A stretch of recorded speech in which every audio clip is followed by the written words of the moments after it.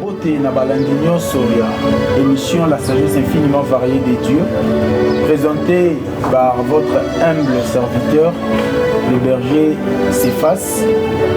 Et Lelo Toza na Esengo pour la 1e fois ya Koyamba Moko ya Basali Nzambe, un ministre éloquent, alobaka tellement bien, qui a reçu le mandat et la grâce de Dieu.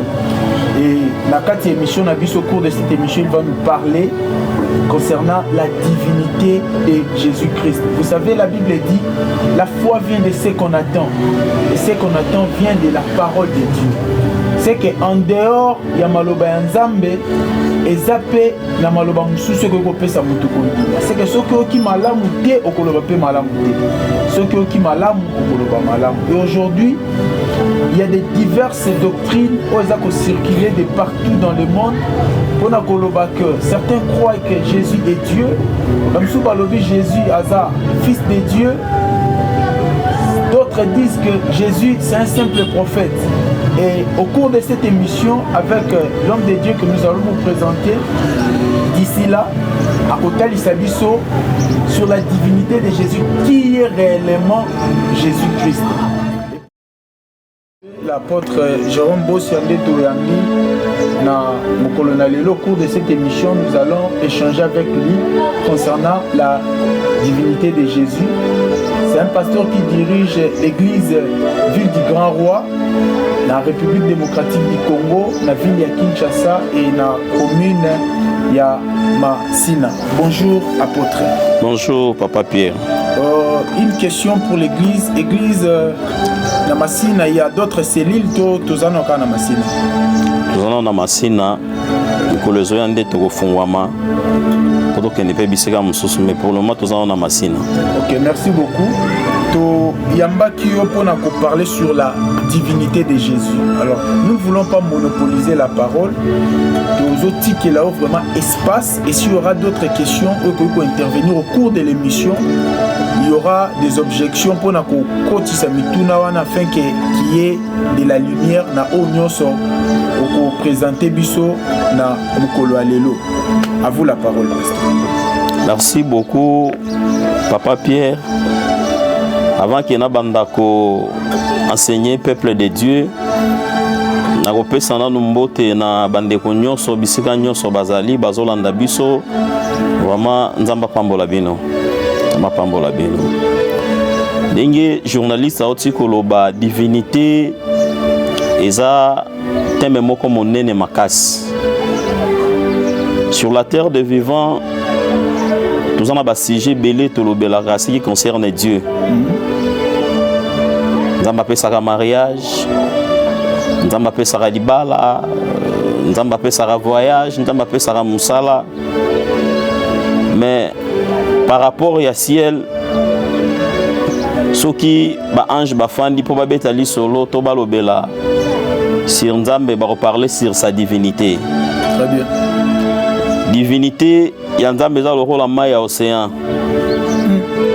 Za le rôle en maille océan mutu moko ta kozana makoki ya kotoka nyonso pe ameli yango.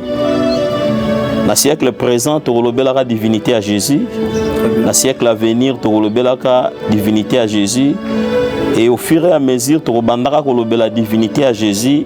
Tu as comprendre Jésus. Tu as comprendre Jésus toujours dans la dimension plus élevée encore. Parce que profondeur et divinité, ils sont plus profond que profondeur par rapport à mot seulement profondeur. Hauteur et divinité, ça plus haut que le ciel, plus profond que ces jours de mort, largeur nango ainsi que longueur nango ça mnene makas. Il y a d'autres personnes balobara que Jésus il est seulement le fils de Dieu. Oui. Alors tu n'as qu'un peu tu sa lumière. Parce que les autres ont parlé sur Jésus, la divinité de Jésus, mais tous nous. La première point sur Jésus étant le Fils de Dieu. On appelle ça pour écriture dans le livre de Job, chapitre 38, verset 7. premier Sainte Lobby, alors que les étoiles du matin étaient en chant dans l'allégresse et que le Fils de Dieu poussait des cris de joie. Ici, il s'agit d'un mystère et à création. Précisément, quand l'Éternel a créé la terre, le ciel, ainsi que la créature Moussoussou, parole de Dieu, il y avait le Fils de Dieu. Au bazala qui wana bazo pousser ba cri de joie, puis bazala qui remplit la joie pendant que l'Éternel créait. Tous en a Fils de Dieu, il y a deux dimensions. Le Fils de Dieu, la deuxième dimension, ce sont les êtres humains. Au bazala créé selon l'image et ressemblance, ce sont le Fils de Dieu. Il y a aussi le Fils de Dieu, la première dimension, au bazo vivre l'écolo, la dimension à ange. Le comme ça, dans le livre hébreu,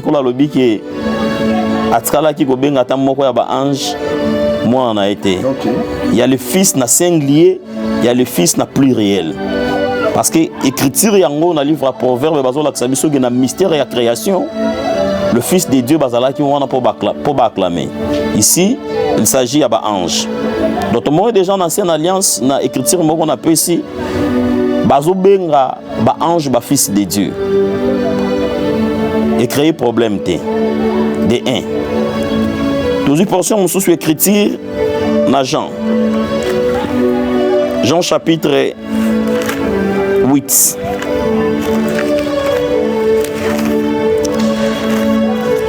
Jean chapitre 8. Natangi na verset nango 39 plutôt. Il lui répondit, notre père c'est Abraham. Jésus leur dit, si vous étiez enfant d'Abraham, vous feriez les œuvres d'Abraham. Maintenant, vous cherchez à me faire mourir, moi qui vous ai dit la vérité que j'ai entendue de Dieu. Cela, Abraham ne l'a point fait.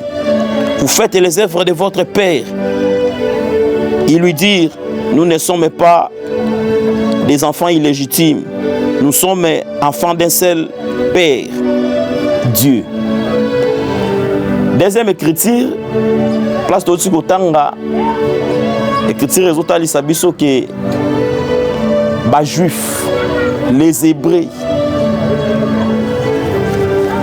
Kolo, Abisi Bangwa Lobi, Bozo Lingabo accomplir ba désir ya papa Nabino.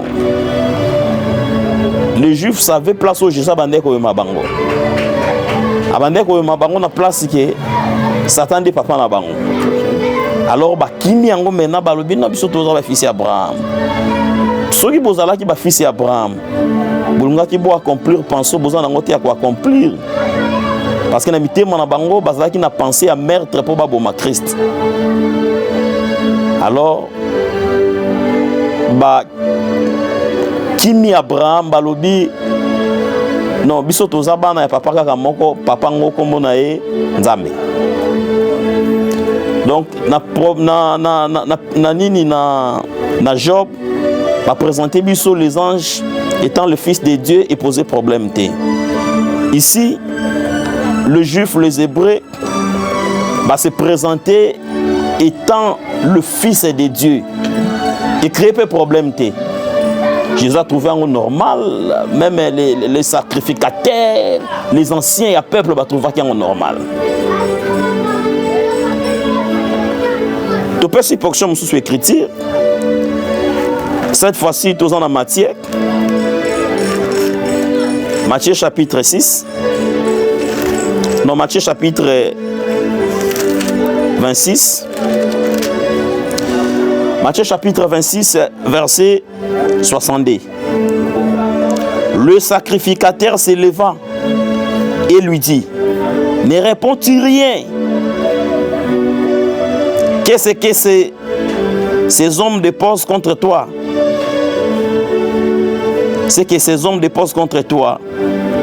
Jésus, gardant le silence, Et le souverain sacrificateur, prenant la parole, lui dit: je t'enjure par le Dieu vivant de nous dire si tu es le Fils de Dieu.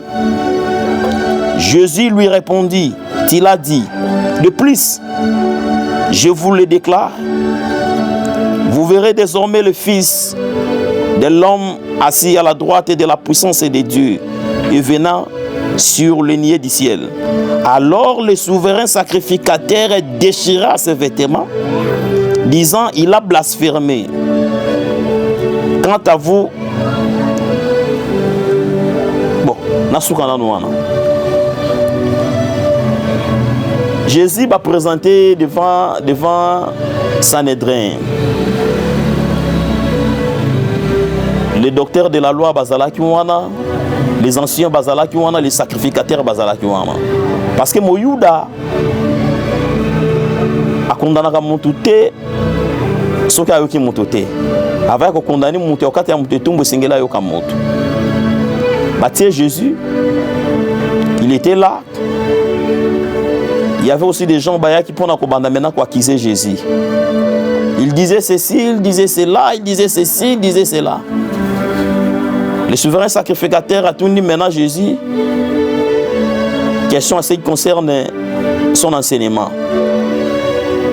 Jésus a répondu à l'obi: enseignement na teyaki en cachette te.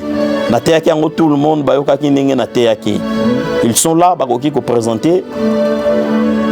Ils ont l'enseignement bango bayokaki. Alors ils ont mutu moko te azalaki vraiment na argument moko yo te weko sala ke kolo azala condamné par rapport à ça.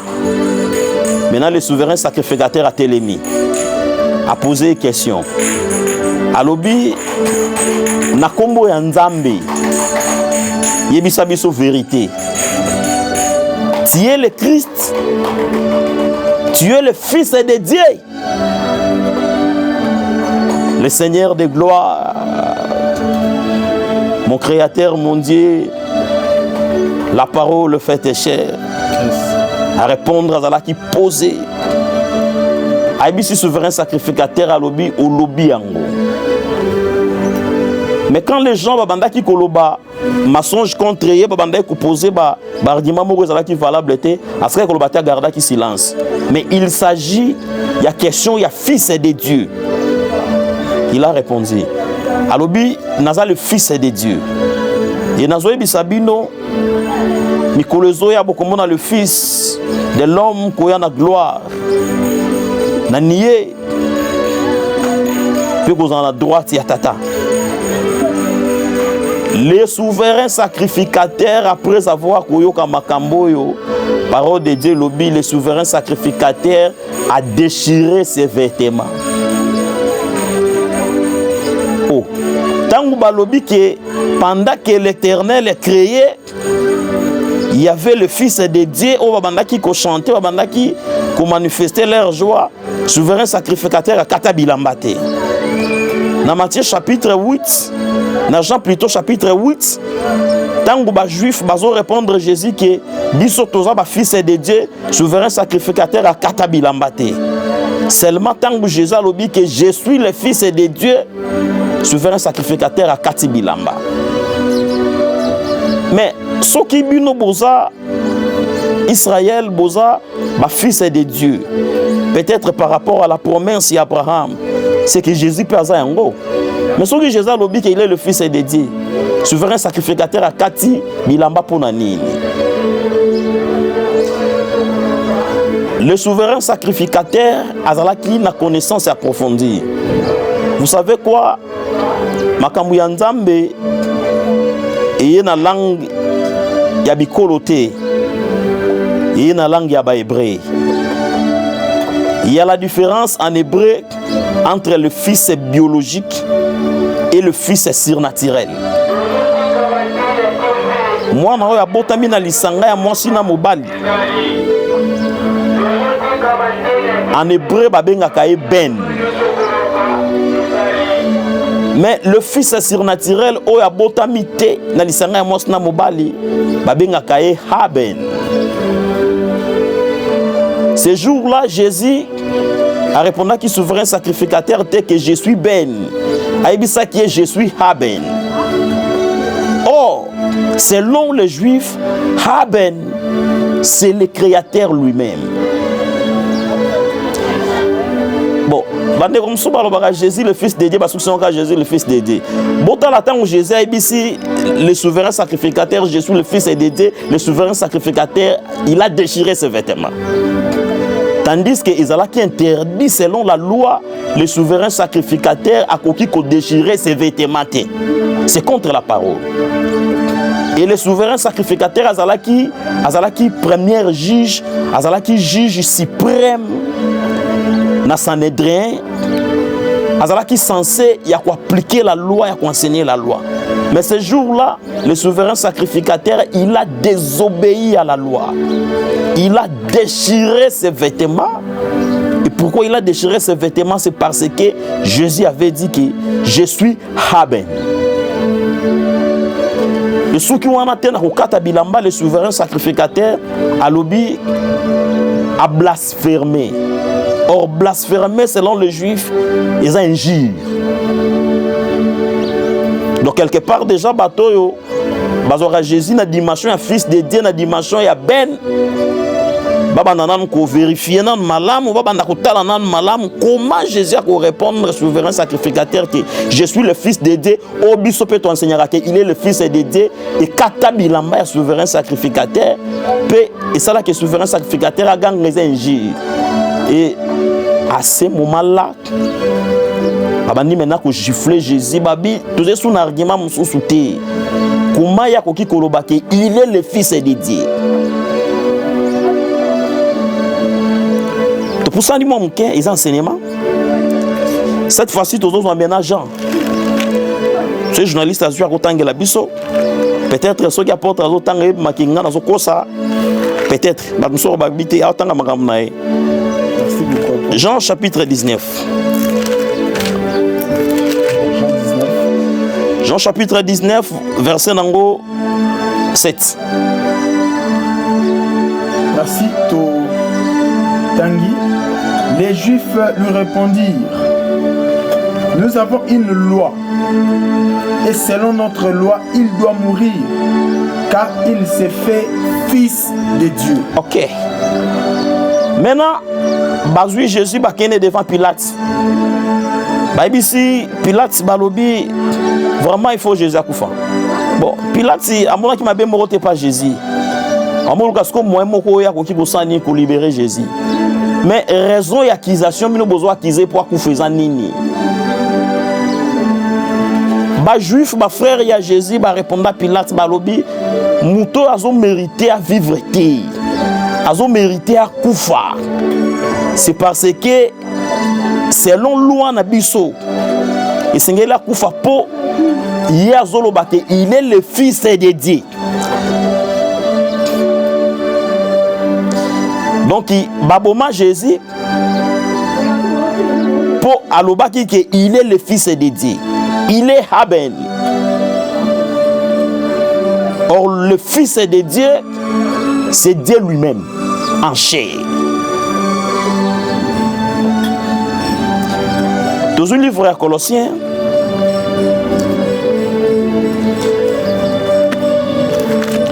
Colossiens chapitre 1,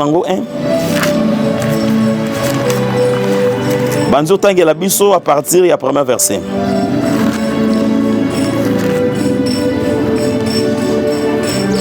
Colossiens 1, verset 1er, nous lisons. Amen.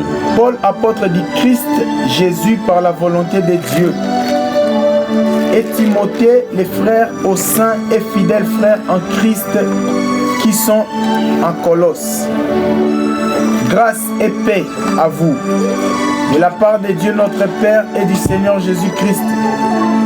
Nous rendons grâce au Dieu le Père de notre Seigneur Jésus-Christ, priant toujours pour vous, ayant, oui, parlé de votre foi dans le Christ Jésus et de l'amour que vous avez pour tous les saints, à cause de l'espérance qui vous est réservée dans les cieux et dont vous avez déjà, oui, parlé dans la parole de la vérité de l'Évangile, qui est parvenu jusqu'à vous, comme aussi il est dans tout le monde, et qui porte du fruit et croit comme aussi parmi vous depuis le jour où vous avez entendu et connu la grâce de Dieu. Tout sauter malamoko pour gagner temps. 18 verset 15. Verset 15, nous lisons: qui est l'image, le Fils est l'image du Dieu invisible, le premier-né de toute la création. Papa journaliste a une pause wana. Tout qui est malembe. Ba juif, raison et salara qui va accuser Jésus, Jésus, c'est parce que Jésus il est le Fils de Dieu. Donc le souverain sacrificateur, azalaki na révélation, il y a profondeur, il y a malobao Jésus azalaki nango. Bon, et ça la passe parce que Israël azaki na révélation té. Ba privaki Israël révélation, c'est l'église qui a la révélation. Biso église bato tozana révélation. Comment tokoki kozala na précision té sur la divinité de Jésus. Israël bato bazalaki privé na révélation, mais bazana précision, il y a divinité à Jésus. Un jour apôtre Paul azoloba que lobi ko bandi na bikolote, lobi ko bandi pa bayuda.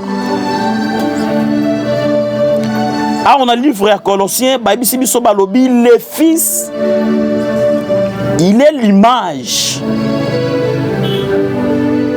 Il y a créateur, il y a père. Donc, le Dieu invisible, il y a des gens qui ont la tête, à mon avis, maintenant, sous forme de fils. Un jour, Jésus a enseigné à l'objet. Moi et le Père, nous sommes un. Le Père est à moi, je suis dans le Père. Le Père, c'est l'Esprit. Le Fils, c'est le corps. Ningenga apôtre Nazawa, Naza Mibale. Mibale nange sali moko. Moko nanga liboso eza o batu bazomona. Mususu nangeza oeza na 4. C'est ça mystère ya fils pe ya père.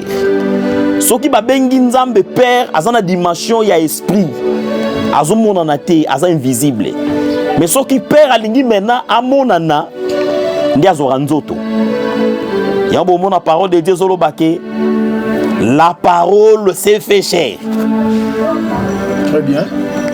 Or la parole là c'est le créateur, c'est le Père. La dimension, il y a invisibilité, c'est là qui est invisible. Maintenant pour se voir, Batoba Monaye, il s'est révélé maintenant, lui maintenant, alati maintenant nzoto, nzambo alati molimo, alati maintenant nzoto afin que Batoba sanine, ba Monaye. Tant alati nzoto aye, na moki Batoba alati révélé, ba comprendre, balobi le Fils, il est l'image, il y a Père. Il y a créateur, il y a nzambo amono na kate. Ce que mon fils, mon mbala moko père. Wana liboso. Yami bale balobi, il est le premier né de toute la création. Donc création est koutaye.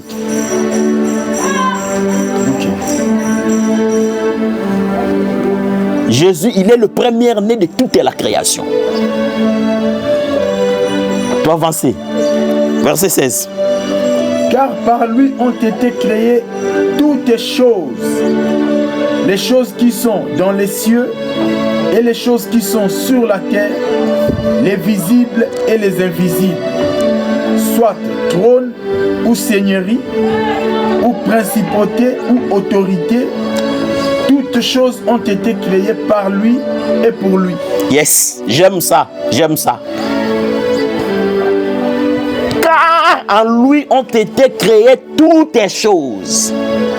Donc ce jour-là, tant que le souverain sacrificateur a déchiré ses vêtements, il savait que le Fils, c'est le Créateur.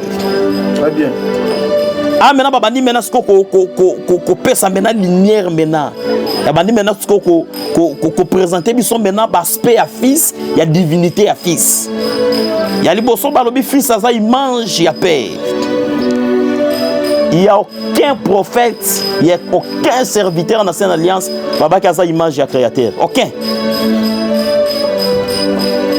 Il n'y a aucun serviteur au baloba qui a créé la image Azaki plutôt le premier-né. Mais Jésus balobi Aza image ya père, il est le premier-né car en lui ont été créées toutes les choses. Ce que le Fils est de Dieu, c'est le Créateur. Très bien. Il a créé les invisibles et les visibles. Jésus, il a créé les anges. Il a créé les humains. C'est Jésus qui a créé ça. Donc, Jésus est Dieu.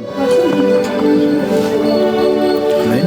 Jésus est Dieu. Mokili yoka Jésus, il est Dieu. Trois personnes en Dieu. Dieu le Père, Azalaka, Dieu le Fils, Dieu le Saint-Esprit. Non. La Trinité n'existe pas. La Trinité n'existe pas.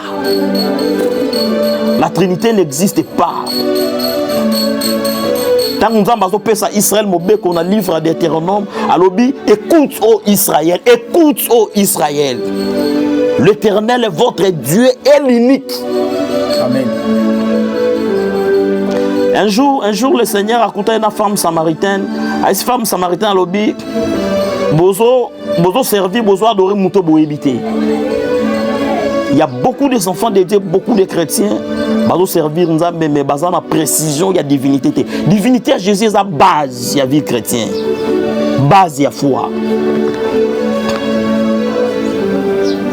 Jésus, il est le Créateur. Il a créé le visible ainsi que les invisibles. Parole est précisée. Et lobby, il a créé le trône. J'aime ça. Nous sur place à la Bible est vérifiée très bien. Tant que vous parlez sur le trône, Papa Pierre va parler sur le trône, na singularité mais na pluriel. Ok. Or, na pluriel, ce qui arrive que au pays, na ciel, là-bas il y a 25 trônes. Il y a le 24 trônes. Il y a 24 vieillards. Ils appellent un trône, ça très élevé, ça il aura la 25. Bon, ce n'est pas mauvais, c'est bien. Ils ont encore la révélation. Le 24 vieillards. Ils ont représenté le gouvernement à venir. 12 tribus à Israël ainsi que 12 apôtres. Maintenant, chiffre 24. Mais en dehors, il y a des dimensions. On a le rôle là, journaliste qui ils ont problème, il y a la sagesse infiniment variée. Le 25 trône, le 24 et le 25 trône, ils ont représenté le 25 dimension, il y a divinité. Le 25 dimension, il y a gloire. Le 25 dimension, il y a adoration. Le 25 dimension, il y a puissance. Puis il y a grâce, il y a créateur. Donc en dehors, il y a le 24 vieillards, Israël ainsi que l'église. On appelle le 24 vieillards, la dimension, il y a Nzambe.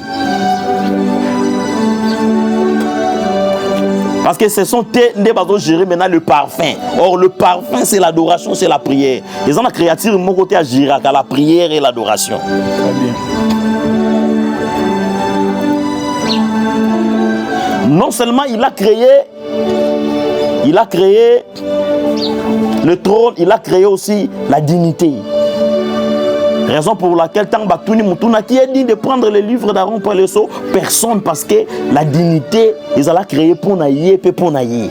Ils ont l'autorité ainsi que la gloire, la puissance. Ce qui te quitte na sel lisusu bazo parler biso toujours dans Colossiens que par son sang le Seigneur Jésus a réconcilié Bassier, hein, le ciel ainsi que la terre. Il a réconcilié les cieux ainsi que la terre par son sang.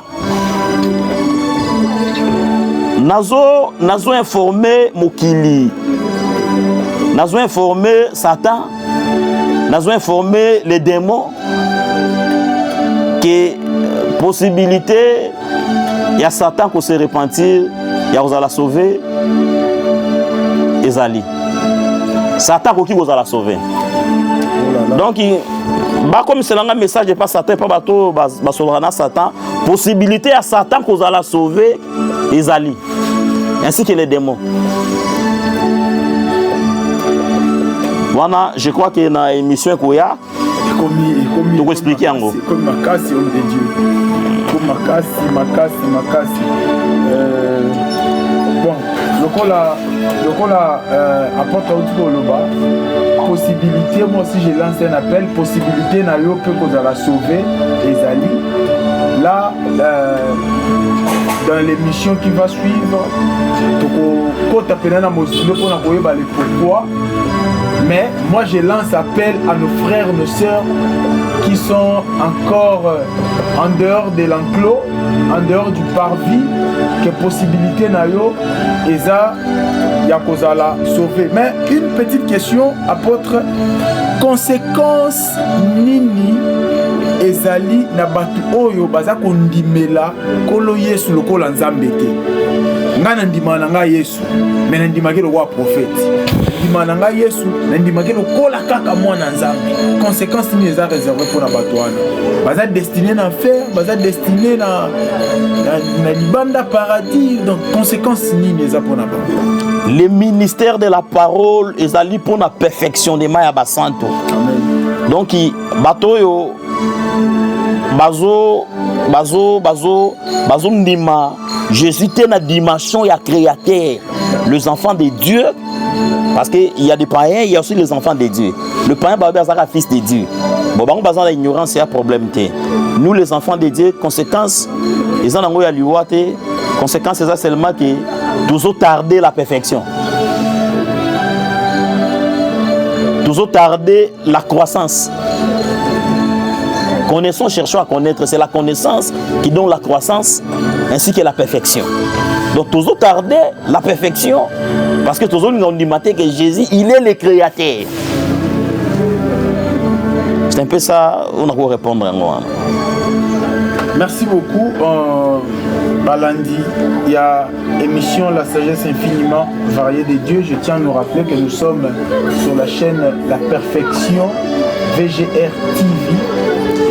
Nazo senga déjà na bandeko nyonso ba s'abonner pour continuer ko liker ba émission ba vidéo toza ko présenter bino surtout pour appuyer sur la notification afin que eloko moko te ezanga biso na o nyonso to ko présenter biso nyonso eza pona bokoki ya église. Vous savez, le Seigneur reviendra, oui, je suis certain, mais une chose est vraie, akoya kozwa église to pe moto aza kokoka.